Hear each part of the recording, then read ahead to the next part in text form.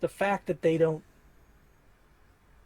give credit where credit's due really bothers me, Mm-hmm. because I feel like, they went to universities that were, I mean, as I said, we can trace back the university system to the creation of cathedral schools, that were created and funded by the church. So have higher, institutions of learning. Um, the Catholic Church primarily, um, funded those things, Hmm.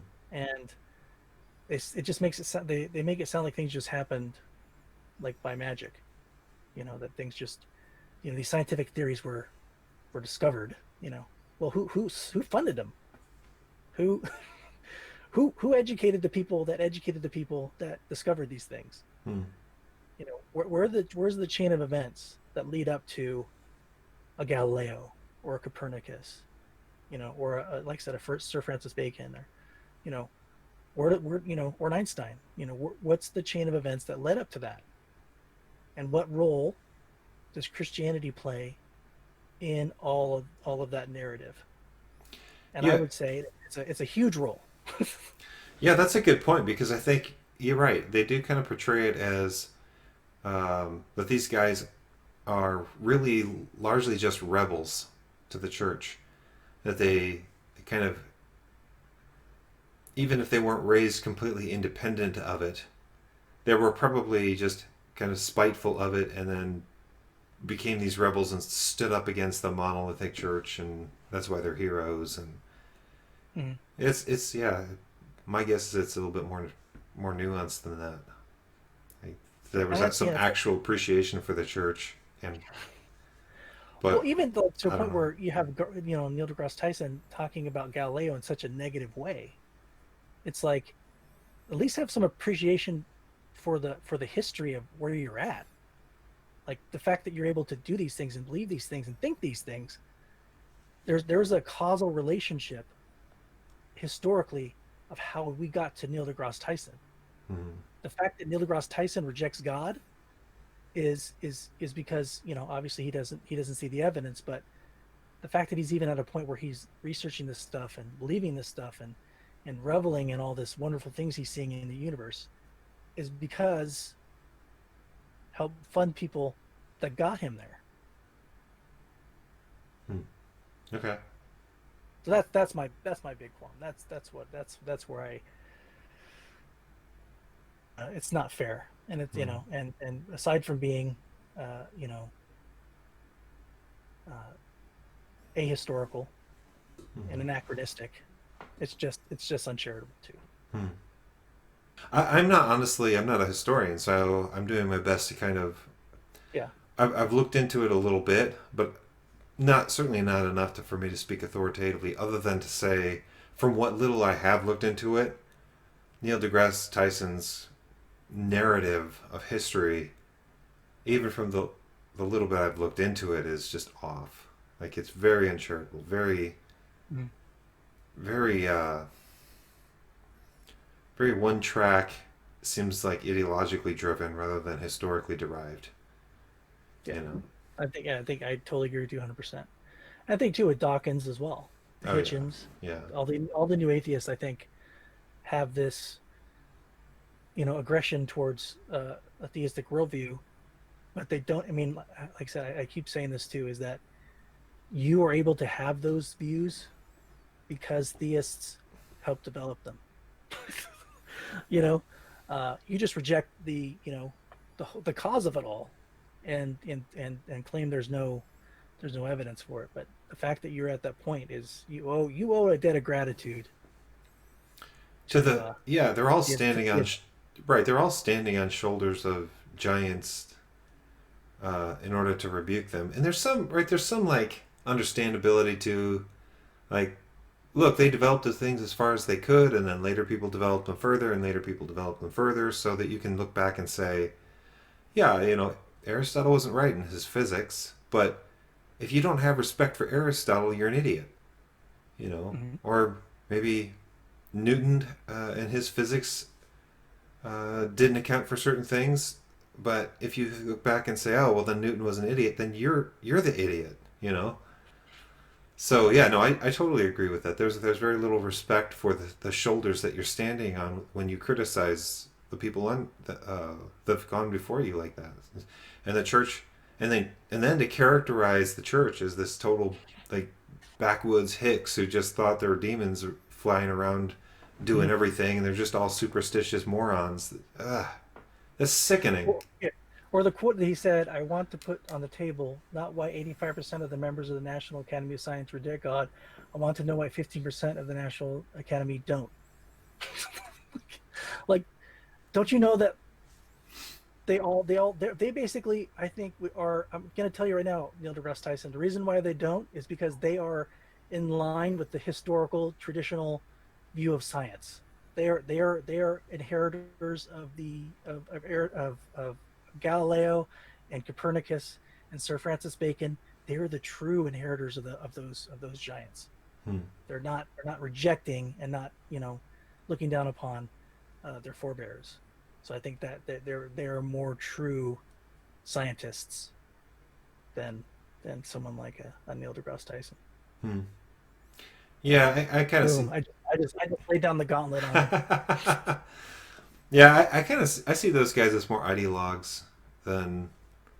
I mean, look, when you speak on your area of study, fine, but they speak a lot on areas that they're not experts in. It's like, well, then at that point, you know, I mean, you're trying to use your professorship to have the equal authority on all of those things. It's like that's illegitimate.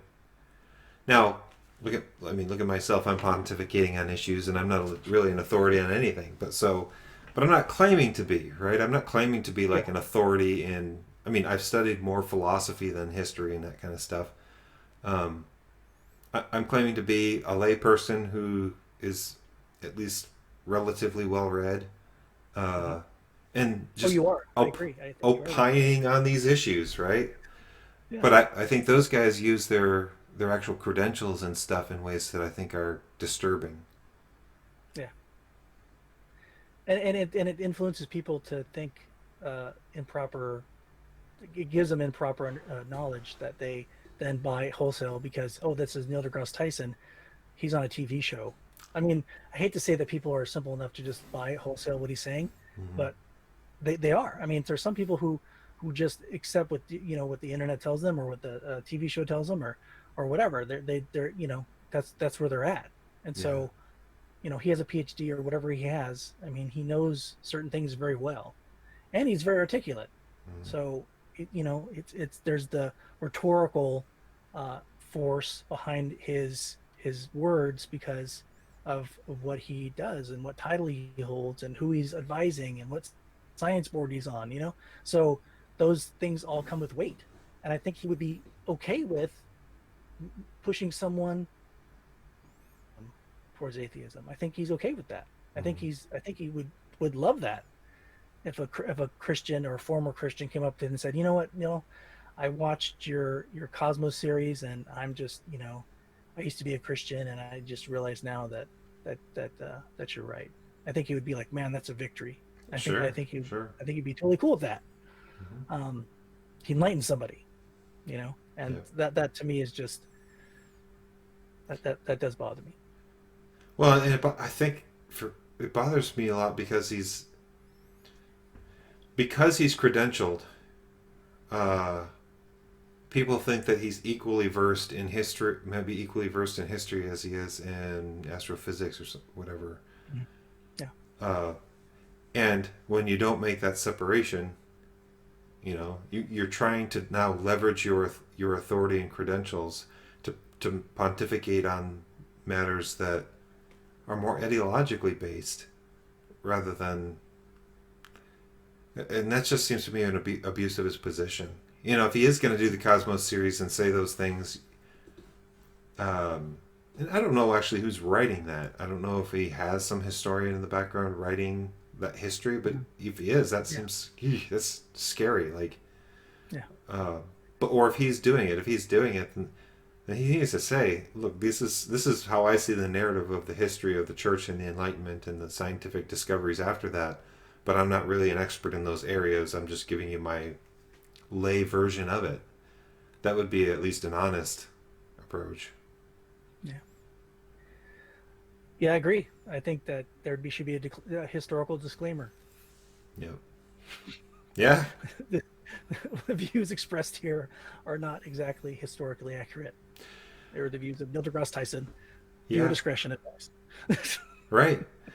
You know, I'm a layperson when it comes to history, but honestly, there were some historical points that I'm like, look, if you've read anybody who actually is a historian on these matters, it's like, I mean, maybe I shouldn't say anybody, but well-respected scholars on the topic, it's like that's not what they think. That's not how the narrative goes. Yeah. So I don't know, a well-read layperson in history may be able to refute his claims, even though he's a PhD in astrophysics, or I don't know exactly what his PhD's in, but I think it's astrophysics. yeah. So yeah, I mean, I'm not going to talk to him about that. I have no idea. He's the authority in that stuff. But Yeah, definitely. I wouldn't even go close to that. yeah, Say, hey, Neil, you go. That's your deal. right. But yeah, your history classes ended probably in your sophomore year in college. So back in undergrad, Right. when you got your gen eds out of the way, Yeah. you know. So but yeah, I wanted to quickly wrap this up, and we love C.S. Lewis, both you and I, and so I wanted to share a quote I found by C.S. Lewis on atheism that I think is wonderful. So, in the immortal words of C.S. Lewis, atheism turns out to be too simple. If the whole universe has no meaning, we should never have found out that it has no meaning. C.S. Lewis.